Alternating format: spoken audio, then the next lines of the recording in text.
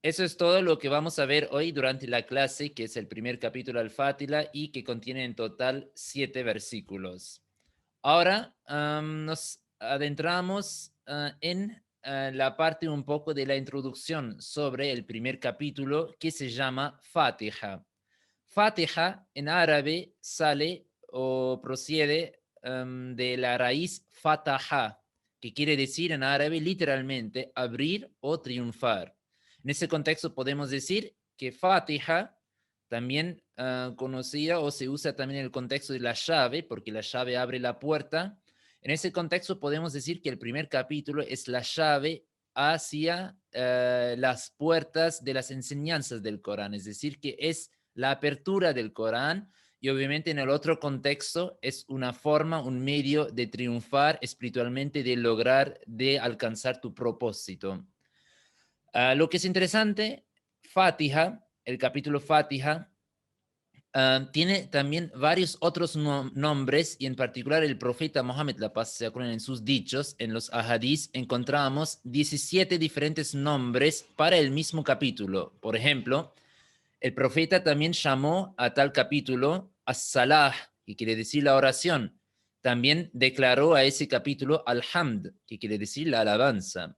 O también lo declaró Ummul Qur'an, que quiere decir la madre o la raíz del Corán.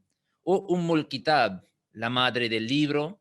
Y también encontramos un ejemplo donde el profeta declaró al capítulo Fatiha ash-shifa, que quiere decir el remedio, la cura.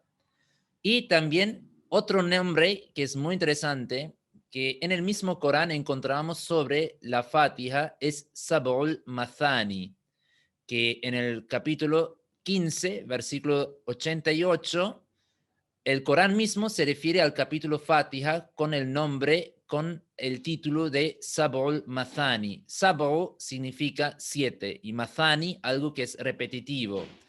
Y en el Corán se refiere entonces a los 7 versículos de Fatiha como los 7 versículos que se repiten mucho, a menudo, y es en el contexto que nosotros sabemos como musulmanes que los 7 versículos de Al-Fatiha es la oración más completa, más importante, porque esa es la oración que nosotros expresamos, realizamos en cada nuestra oración, en cada salah.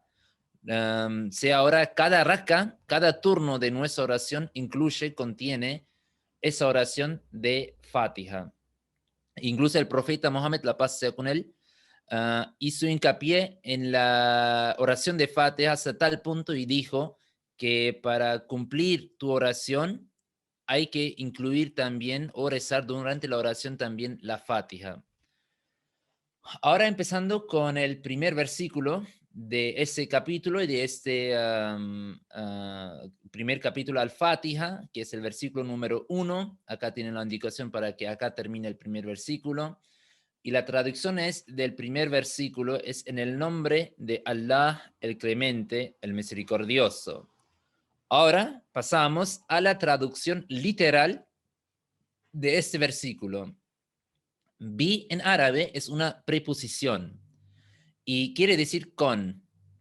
Pero muy importante, be, la preposición be se usa más en el contexto de be, en el contexto de con o en el nombre. No es algo, no es ahora la preposición que se toma o que se usa literalmente en el contexto físico, ¿no? Por ejemplo, yo estoy con mi padre. Para eso tenemos, o en mi caso, estoy con alguien, ¿sí? En ese contexto se usa otra preposición que es ma. Be se usa más en el contexto de con, pero en el contexto más simbólico, que quiere decir ahora en, ¿no? Por ejemplo, con el nombre o en el nombre de Allah, en ese contexto. Y ahora lo que es muy importante, que las preposiciones en árabe tienen una función muy particular, muy especial. Cada preposición en árabe, si viene en combinación obviamente con un sustantivo, como es el caso ahora acá, que después viene como sustantivo, la palabra ismun. Ismun en árabe quiere decir nombre o atributo. Ahora, lo que hace el impacto de una preposición al sustantivo o a su sustantivo correspondiente es que la preposición hace siempre que el sustantivo termine con una vocal o con la vocal I. Y eso siempre pasa, siempre en combinación con las preposiciones. Por ejemplo, ahora ismun en árabe quiere decir un nombre, pero si viene ahora con un nombre, ¿sí? En ese caso, entonces la palabra sería bi ismin, ¿sí? Con un nombre, bi ismin. Y en ese caso ahora, que es luego un genitivo, que es decir, nombre de Allah, es una estructura un poco más compleja. Por eso, en vez de ismin, es la palabra ismi. Pero muy importante que acá la I, la vocal I, la terminación es por esa preposición, por esa combinación. ¿Sí? Si no fuera acá la bi, entonces la palabra sería ismu, que sería el nombre de Allah. Por ejemplo, el nombre de Allah en árabe sería ismullahi, ismu. Pero por esa preposición tiene impacto acá que la vocal U se convierte en la vocal I. ¿Sí? Acá en ese caso.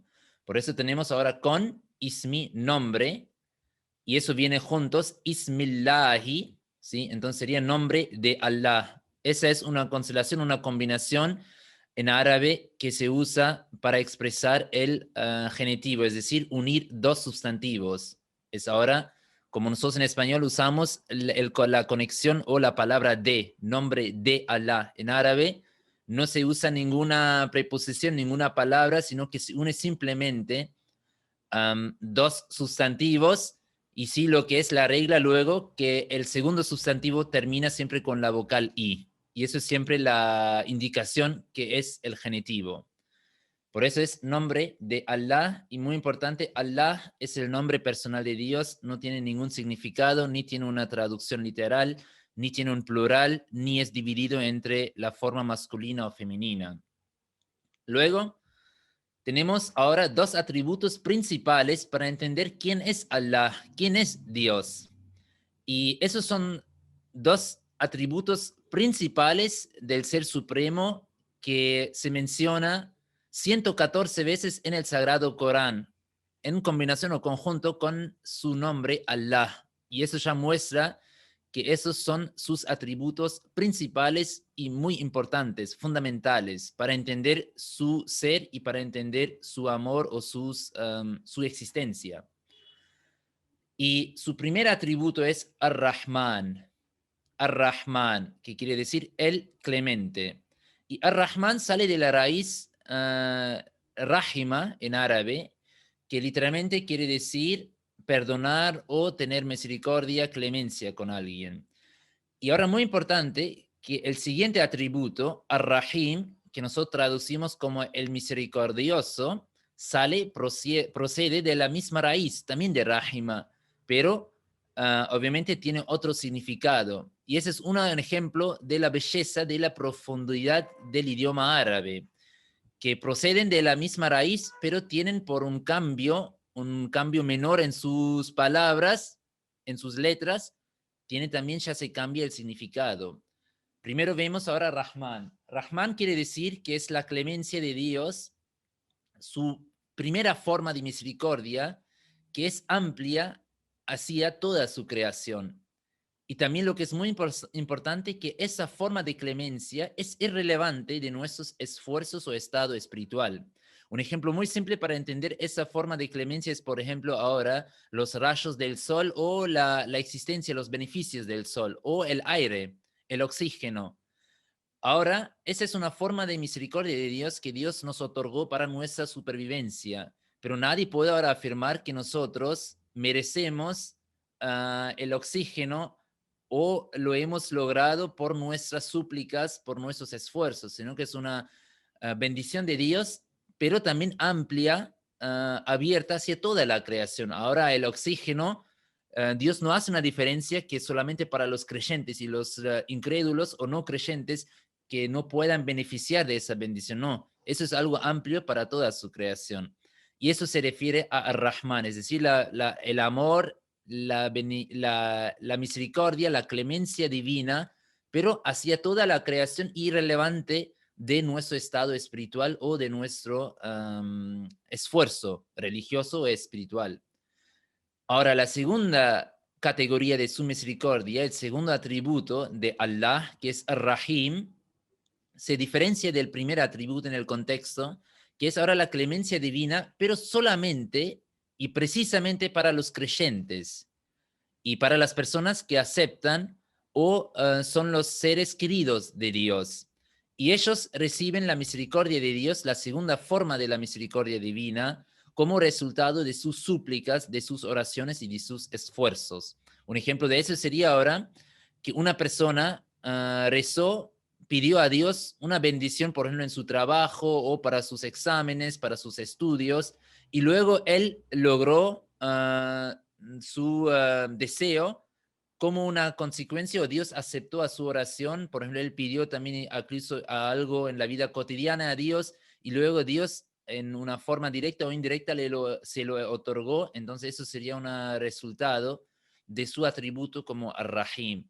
Entonces, para resumir ahora, siempre cuando nosotros rezamos, suplicamos o le pedimos algo a Allah o sus bendiciones, siempre nos beneficiamos de su atributo de Ar-Rahim.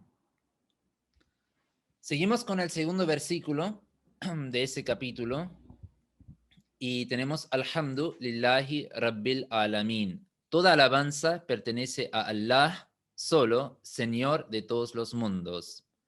Ahora, muy importante, y en eso quiero hacer hincapié para ustedes ya en la primera clase, de entender que siempre cuando viene en árabe al inicio de un sustantivo la palabra al, siempre es el artículo definido.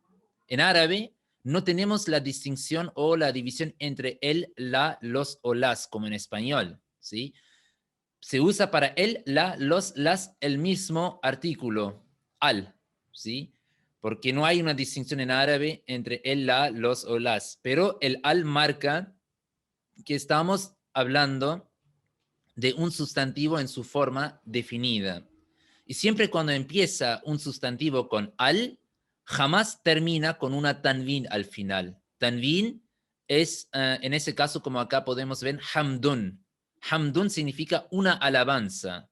Hamdun ahora puede significar una alabanza y obviamente tiene también un plural.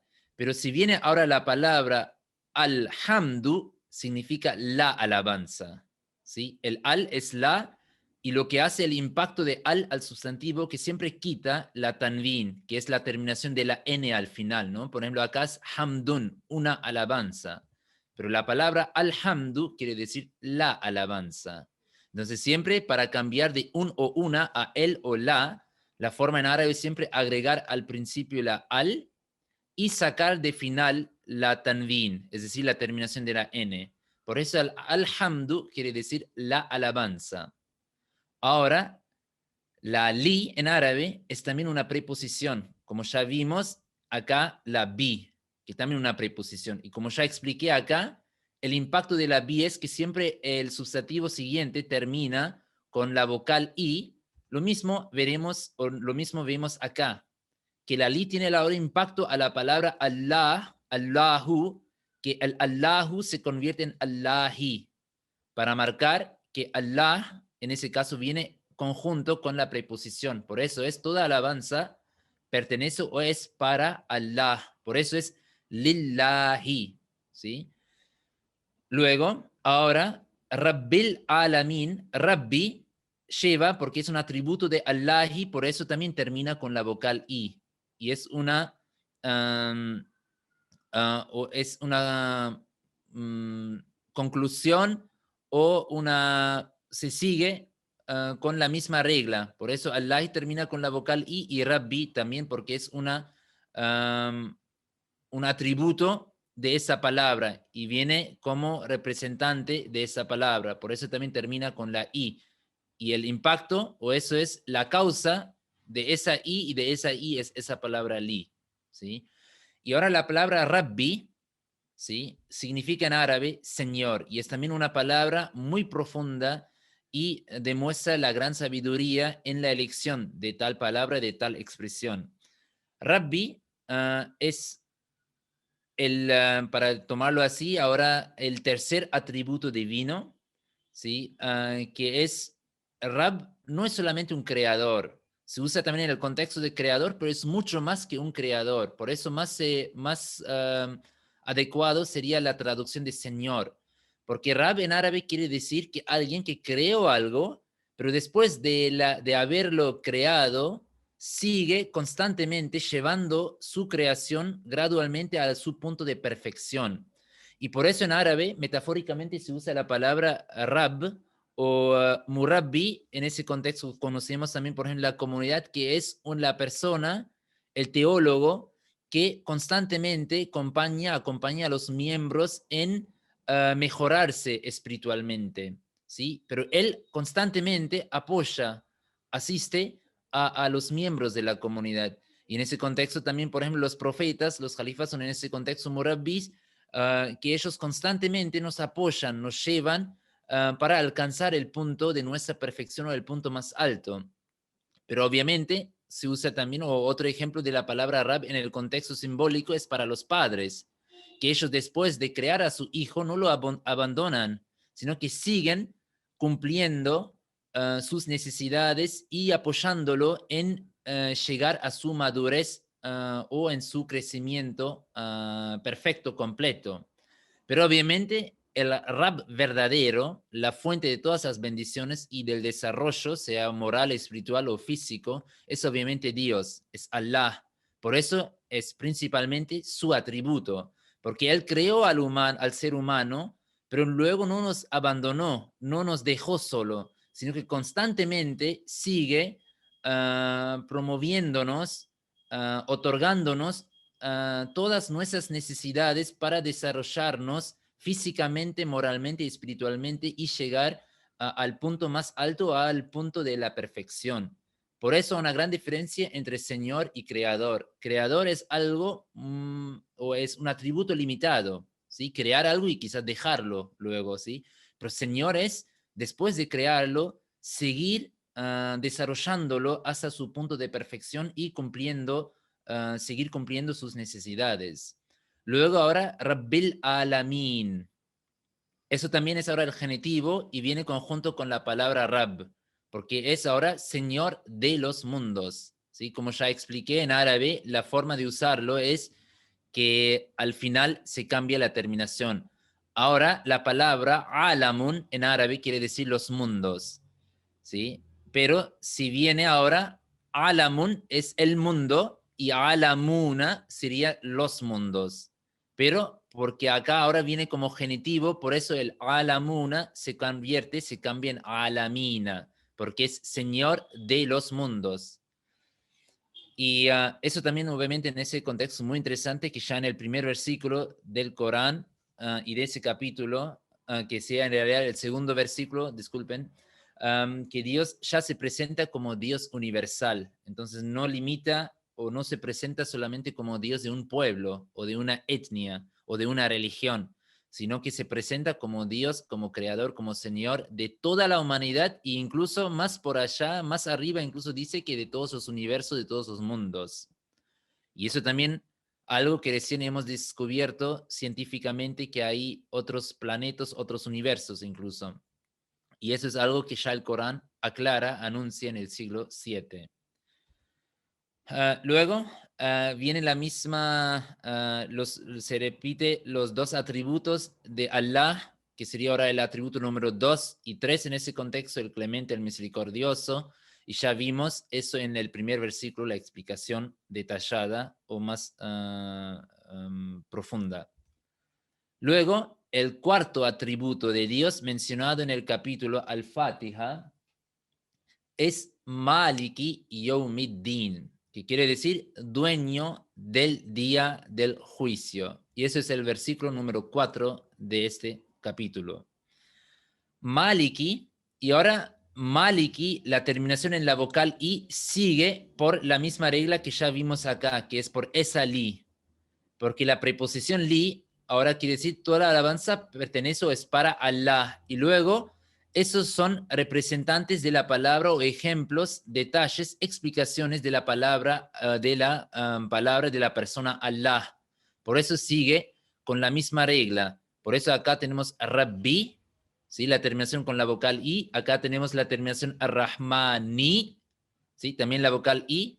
Y acá tenemos Ar-Rahimi, también la vocal I, porque son todas una explicación siguiente de la palabra Allah. Y acá lo mismo, Maliki, el dueño, ¿sí? Y Malaka en árabe literalmente significa poseer el derecho de sostener, de obtener algo o una cosa. Y que sería en otras palabras, por ejemplo, ser el dueño de algo. Y eso es el último atributo divino que es mencionado en ese capítulo. Y muy interesante ahora que acá Dios no se presenta como juez, no se presenta como juez del día del juicio, sino que se presenta, se manifiesta como el dueño del día del juicio. Y hay una gran diferencia, y eso muestra también la gran sabiduría, la perfección en la elección de las palabras por Dios, que un juez es limitado en su autoridad. Y sobre el día del juicio, ahora si un juez o si Dios hubiera usado la palabra juez, significaría que Dios no tiene la autoridad total sobre las decisiones o de cómo decidir nuestro fin. O en qué sentido, por ejemplo, un juez ahora no puede por su autoiniciativa perdonar a personas que deberían ser condenados por la ley. Pero el dueño sí lo puede hacer. El dueño puede simplemente por su propia autoiniciativa o misericordia o perdón, perdonar a una persona por sus delitos. Y en ese contexto ahora Dios muestra acá que él tiene la autoridad incluso de una persona que quizás no merezca el paraíso, pero Dios por su propio perdón, por su propia misericordia, tiene el derecho, la autoridad de otorgarle el paraíso. Lo mismo es, ahora, por ejemplo, uno puede decir que una persona está bien, que durante toda su vida acá se ganó el paraíso, para decirlo así, a través de su vida dedicada a Dios, pero al final son 70, 80, 90 o incluso 100 años, pero es un periodo limitado, es un periodo preciso, entonces su recompensa, si es un juez, tiene que darle también una recompensa limitada, porque su vida o su esfuerzo es algo limitado, no es algo perpetuo. Pero Dios, porque Él es el dueño del día del juicio, por eso Él nos puede, para un acto, un esfuerzo limitado, incluso otorgarnos, recompensarnos con una recompensa perpetua, eterna, porque Él es el dueño. Él puede hacer, Él puede decidir lo que Él quiera según su propia voluntad y tiene toda la autoridad, todo el derecho. Por eso también muy sabio la diferencia entre la palabra o el atributo, el juez y el dueño. Luego, Yaum, y eso es una palabra muy importante que se repite muchas veces en el Corán. Por eso les recomiendo ya memorizar, aprender esa palabra Yaum en árabe, que quiere decir día. Pero en el Corán también viene en el contexto no solamente de día literalmente, sino que también periodo o etapa. ¿Sí? Su plural en árabe es ayyam, que también viene muchas veces en el Corán. Por eso les recomiendo ya aprender esa palabra yom, día en singular, y ayyam en plural, que es los días. Y viene también en el contexto de, por ejemplo, Dios dice que usa la misma palabra, que Dios ha creado el mundo en 6 días, en 6 periodos, en 6 etapas. ¿Sí? Se dice fisitati ayyam. Luego, la palabra ad-din. Ad-din también una palabra que se usa muchísimo en todo el Corán y también les recomiendo ya también aprender esa palabra ya en la primera clase y así no tienen que esforzarse más adelante y ya saben esa palabra. Ad-din significa ahora en ese contexto el juicio, día del juicio. Pero din tiene varios significados y en el Corán se usa también en los o con los otros significados. Por ejemplo, se usa también en el contexto de religión, de fe. ¿Sí? Por ejemplo, se dice lakum dinukum waliyadin. ¿Sí? Para ustedes su religión, para mí mi religión. O también en el contexto de fe. ¿Sí? Por ejemplo, en un otro versículo del Corán se dice inna dina indallahil islam, que la fe o la religión verdadera en frente de Dios es la religión del Islam. Entonces, en ese caso ahora hay que ponerlo o siempre verlo según el contexto, porque la palabra din tiene varios significados, pero esos son los significados principales que se usa o son usados en el contexto del Sagrado Corán, en los diferentes versículos del Corán.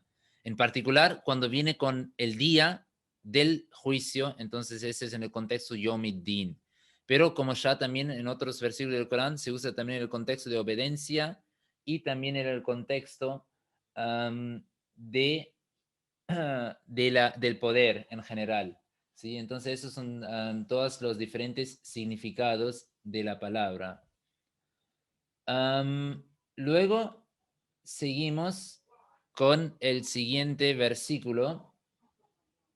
Y acá tenemos ahora, muy interesante, acá termina la mención de los atributos divinos y se sigue ahora con una oración, con una súplica. En árabe, Iyaka na'budu wa iyaka nasta'in.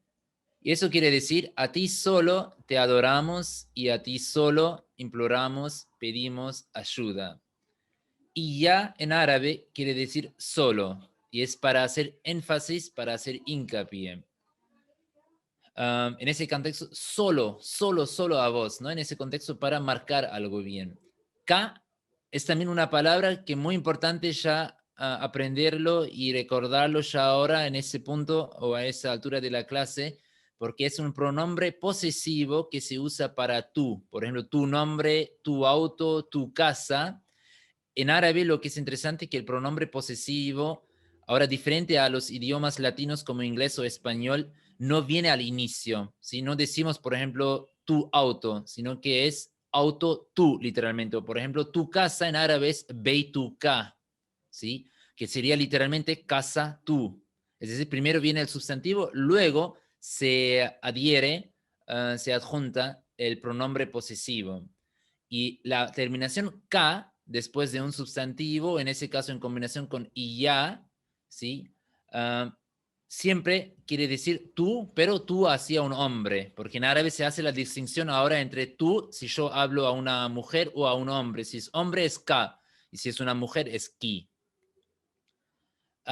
Luego, interesante, acá usamos el verbo na'budu, que quiere decir nosotros adoramos. Es un verbo del presente y ese verbo también se usa realmente muchísimo en numerosos versículos del Corán. Casi en cada subcapítulo aparece esa palabra, porque eso significa, o abada literalmente, significa él adoró, ¿sí? El pasado. Y ya'budu es la forma del presente, él adora, ¿sí? Abada, para entenderlo así, es el raíz de ese verbo y es la raíz de esa palabra. Y ya'budu es la forma en el presente. Y ya'budu quiere decir él adora, pero acá se usa la palabra na'budu.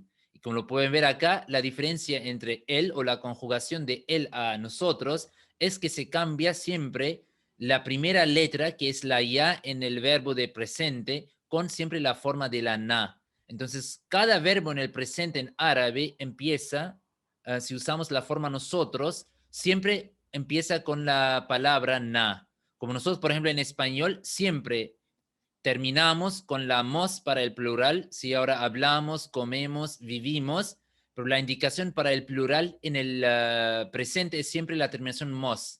En árabe es siempre al inicio, el verbo empieza con la na.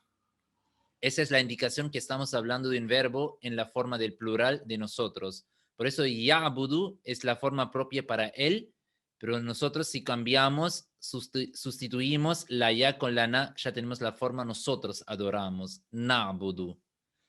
Y también se usa esa palabra mucho en el Corán, de esa raíz en el contexto de abdun, que quiere decir un servidor, un hombre, un servidor, un serviente de Dios, o también en el plural que es ibadun. También se usa bastante esa palabra que quiere decir los servidores, es el plural de la misma palabra. Luego tenemos wa, que es la conexión y, ¿sí? Para conectar dos palabras o dos oraciones. También obviamente se usa muchísimo, muy común, ¿sí? Entonces también ya les recomiendo aprender esa palabra. Y ya también solo, ka, de mismo el pronombre posesivo para vos, hombre, ¿sí? Y luego nasta'inu. Y acá, como ya expliqué de nuevo, la na al inicio nos indica que tenemos de nuevo un verbo del presente en su forma de nosotros. Y nasta'inu significa nosotros pedimos ayuda. Ahora, la palabra, en realidad, la raíz de esa palabra, pedir ayuda, es ana. Ana significa él ayudó, ¿sí? Hay una revelación del Mesías prometido en árabe que también contiene esa raíz. Inni mu'inun man arada i'anataka, ¿sí? Que yo voy a ayudar a la persona, Dios dice que yo voy a ayudar a la persona que te ayuda a vos en tu servicio, en tu trabajo. O en un dicho, el profeta dijo, Wallahu fi auni al-abdi ma kana al-abdu fi auni aji. Es también la misma palabra que significa la ayuda, ¿sí? Que mientras un hombre ayuda a los demás, Dios también lo ayudará, ¿sí? Y de ahí, de esa palabra ahora, tenemos el ejemplo de isti'ana. Isti'ana ahora es el acto de pedir ayuda, ¿sí? La palabra siempre en árabe, si empiezan con isti, ¿sí? Esa combinación es siempre en el contexto de pedir algo, ¿sí? Por ejemplo, muy común en el Corán se usa la palabra istighfar, ¿sí? Istighfar significa pedir perdón, ¿sí? Entonces, esa combinación en árabe al inicio de un verbo, isti, es siempre en el contexto de pedir algo. Isti'ana, él pidió ayuda. Y ahora la forma del presente es yasta'inu, él pide ayuda. Y obviamente ahora si sustituimos, cambiamos la ya con la na, tenemos nosotros pedimos ayuda. Por eso, en vez de yasta'inu, nasta'inu. Seguimos con el versículo número 6. Y eso es ahora la palabra o el versículo Ihdi Nasiratal Mustaqim, que quiere decir diriginos, mostranos por el camino recto. Ahora la palabra Ihdi es el imperativo, que es guía, ¿sí? Guía, en el contexto de un imperativo en singular. Y la palabra ihdi también se usa, o esa palabra muy común en el Corán y se usa en diferentes formas, como sustantivo, también como verbo, pero realmente muy común y se usa en numerosos versículos y momentos de diferentes partes del Corán. La raíz de esa palabra, de ese verbo, es hada, que quiere decir él guió. Y Yahdi es el presente, el guía. ¿Sí? Hada en el pasado y Yahdi en el presente. Y luego también se usa muchísimo como sustantivo que es Huda, la guía. ¿Sí? Por ejemplo, Hudallahi, la guía de Allah. ¿Sí? Y ahora acá lo puse al lado para que puedan también ver cómo se arma el imperativo en árabe. Por ejemplo, fa'ala, que es el verbo más común para que se usa como referencia, él hizo, es decir, el pasado. Y yaf'alu es él hace, ¿sí? Y ahora la forma de armar un imperativo de un verbo, como nosotros, por ejemplo, en español usamos guiar y luego para armar el imperativo, nosotros sacamos simplemente la R y ya tenemos, y acá tenemos que poner obviamente la tilde al final para marcar la pronunciación. Guía, por ejemplo, habla, hace, ¿sí? Y en árabe el mecanismo es que si tenemos la forma del presente, luego simplemente hay que sacar la ya y reemplazarlo con una i. Y luego el segundo cambio es que la última u de la última letra, la vocal u, hay que cambiarlo en una consonante. Por eso yafalu, él hace, y vos hace como un imperativo, como un orden, es if'al. Y lo mismo pasó acá. Yahdi, él guía, y ihdi es guía, vos guía, ¿sí? Como un orden, como un pedido, ¿sí? Y obviamente el plural es if'alu, ¿sí? Que sería en ese caso, ihdu sería el plural si vos pedís a varias personas la ayuda, ¿sí? Entonces, guía, y ahora viene el pronombre posesivo de na. Guíanos, mostranos, ¿sí? Y la nos, o el pronombre posesivo de na, se usa también en el contexto como objeto, como un pronombre, sí, en ese caso con un verbo, guíanos, mostranos, hablanos, sí, ayudanos. En árabe se usa también na después del verbo, pero también la na se usa como en español nosotros usamos nuestro, ¿sí? Es decir, en combinación con un sustantivo. Por ejemplo, nuestra casa, nuestro padre, nuestro país, ¿sí? Nuestro amor, ¿sí? En ese caso también ahora sea el verbo o sea un sustantivo, se usa después la na como el pronombre posesivo para la forma de plural de nosotros, ¿no? En ese caso sería nuestro, o si es con un verbo, entonces nos. En ese caso, ihdina, guíanos.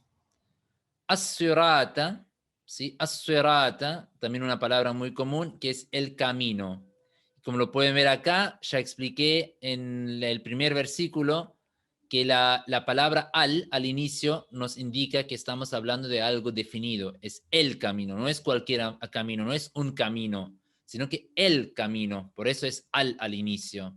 Y lo que es también muy interesante ahora acá, que tenemos sirata, ¿sí? Y acá lo puse acá para entender un poco también la gramática árabe, para entender el concepto, ¿sí? O los cambios de las vocales al final de una palabra. Suratun se usa si viene el sustantivo, el camino como sujeto, ¿sí?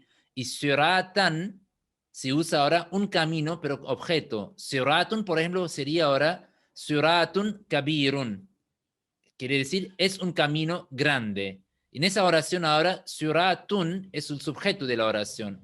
Pero, por ejemplo, yo vi a un camino grande, en ese caso sería suratan, porque el suratan, la terminación con la an, muestra que usamos ese sustantivo como objeto de la oración. Y eso es una regla muy importante, muy profunda del idioma árabe para siempre indicar la función de un sustantivo en una oración. Si viene ahora como sujeto, como objeto o en otra función. Pero siempre cuando termina con la vocal a o con la an, siempre es una indicación que estamos hablando de la forma de un objeto. Por ejemplo, acá asuratu, el camino, pero como sujeto. Y asurata, el camino, pero como objeto. Luego tenemos el adjetivo del camino, que es al-mustaqima. Y al, obviamente, porque el adjetivo, como en español, en árabe, lo mismo también, que sigue siempre la misma regla, los mismos cambios o vocales como su sustantivo. Por ejemplo, el camino empieza con al, por eso también tiene que decir el recto, por eso también tiene al principio. Termina con la vocal a, por eso el adjetivo también termina acá con la vocal a, ¿sí? Porque es el objeto en esa oración, guíanos al camino recto. Siorata, de nuevo ahora camino, ¿sí? Y muy interesante que en esa oración ahora, Siorata alladhina an'amta alayhim غير المغضوب عليهم ولا الضالين. Ese es el último versículo de ese capítulo y una oración muy completa, muy profunda, muy sabia. Quiere decir que mostrarnos, y es una continuación del versículo anterior, que mostrarnos por el camino recto, y ahora se responde a la pregunta, ¿qué es el camino recto? El camino recto es de aquellos que a quienes tú has concedido tus bendiciones, de los que no han incurrido en el enojo y de los que no se han extraviado. Y ahora, obviamente, ¿quiénes son las personas que recibieron las bendiciones de Dios? Esas son las personas o el grupo de los profetas, los veraces, los mártires y los justos, que justo la misma expresión se usa en el capítulo 4, versículo 70. Y dice que ellos son las personas, los grupos que reciben las bendiciones de Dios. Entonces nosotros en cada oración rezamos que Dios nos muestre y que nos lleve también por el mismo cambio o por el mismo camino de ellos, que también seamos en nuestro estado espiritual como los profetas, los veraces, los mártires y los justos. Ahora la palabra alladina, una palabra muy importante y muy común en el idioma árabe y también en el uso del Corán, es aquellos. Es un pronombre en su forma de plural, también en el contexto de quiénes o quién. Es decir, por ejemplo, el camino de aquellos, el camino que, ¿sí? Pero en forma de plural. Y eso es alladina. Y siempre termina la forma plural con la na al final. Porque la forma en singular, alladí, que se usa también muchísimo en el Corán, es aquel. es la forma en singular. Y si es ahora aquella, se usa la forma allati, también muy común. Y la última, obviamente, la última posibilidad es allati, que es aquellas. De nuevo les recomiendo ya aprender esas 4 palabras o formas, o al menos recordarlas, porque se usa y vienen constantemente en los versículos del Corán, ¿sí? Luego, an'amta, y acá tenemos ahora el ejemplo de un pasado, de un verbo en la conjugación del pasado. An'ama literalmente significa, o an'amta significa concediste la bendición, ¿sí? Viene ahora a otorgar algo en el contexto con la bendición, o conceder la bendición. An'ama literalmente significa él concedió una bendición o él otorgó la bendición. An'amtu, la conjugación es ahora de él a yo, es yo concedí, y la forma ahora es cómo se cambia, es an'ama, y la forma de yo es an'amtu. Y la terminación ta es vos concediste, ¿sí? El cambio ahora entre yo y vos es tú y ta. Siempre se termina ahora un verbo en el pasado con la terminación ta.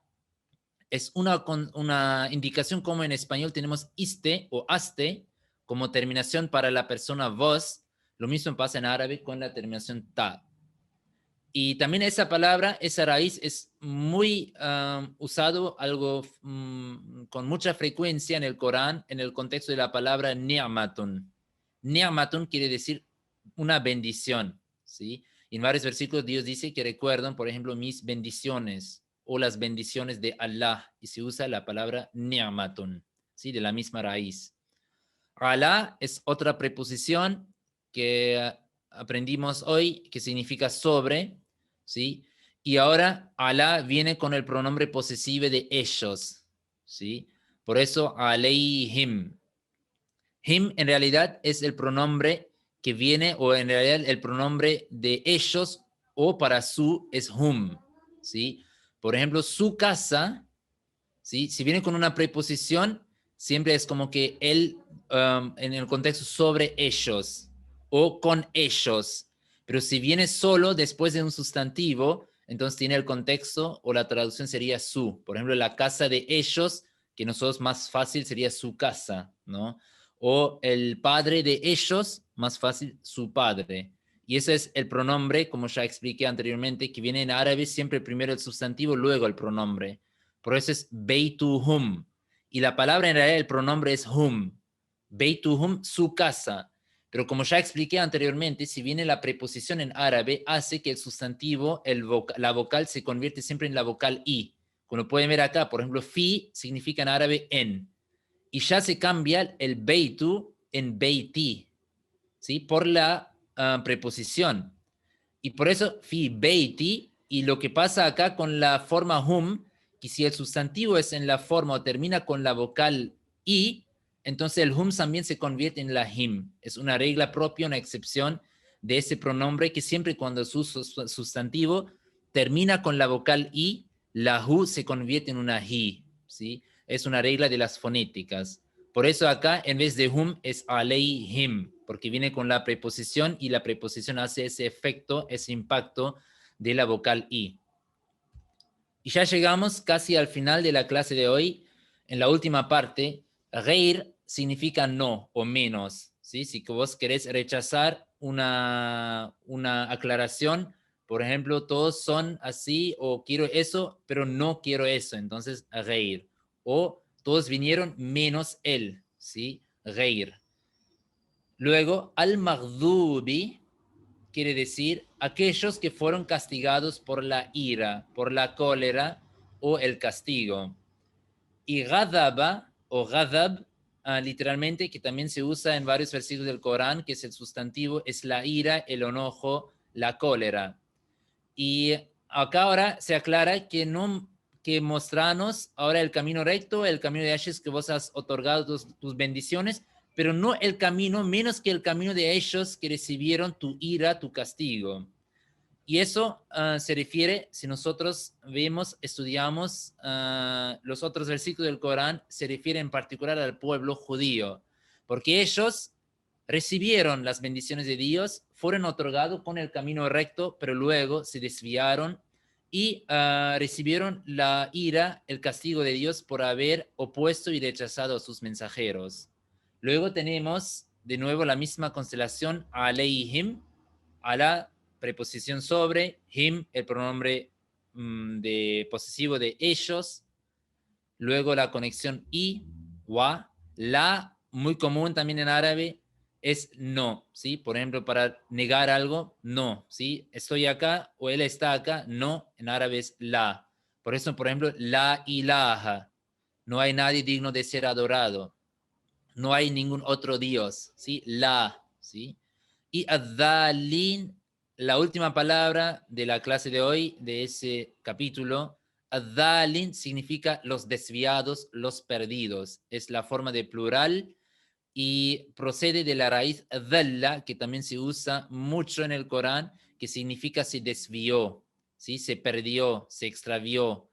Y el sustantivo que usa también constantemente en el Corán, frecuentemente, como un antónimo, como la contraparte de la guía de Judá que vimos anteriormente, es dalalatun. Es el error o justo el acto como el antónimo de la guía del camino recto, es decir, el camino desviado, la oscuridad o no estar en la guía, ¿sí? Y eso se refiere al pueblo cristiano, que ellos son los desviados en ese contexto, que ellos aceptaron al Mesías, aceptaron sus enseñanzas, su reformación, pero luego se extraviaron, se desviaron de su camino recto a través de atribuir falsas doctrinas o falsas enseñanzas hacia él. Eso fue todo para la clase de hoy. Jazakallah. Y ahora creo que si tienen algunas preguntas, así pueden hacer.